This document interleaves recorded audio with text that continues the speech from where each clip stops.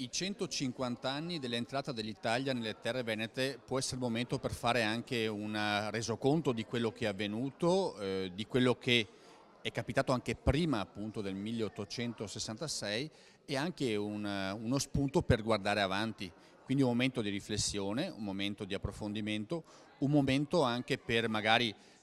avere iniziative nuove e diverse dal solito, quindi riqualificazioni urbane come prevede questo progetto, ma soprattutto, ripeto, un momento di riflessione per guardare il nostro passato, guardarlo magari con occhi diversi e rilanciare verso il futuro qualcosa che può essere interessante per queste terre. Abbiamo deciso di ricordare i 150 anni contestualizzandoli all'interno di una lunghissima storia che è quella dei Veneti, che è di più di 3000 anni, e lo facciamo con un festival di urban art che si terrà tra il 16 e il 22 di ottobre e con una campagna di comunicazione fatta dai bambini che sono il Veneto del futuro.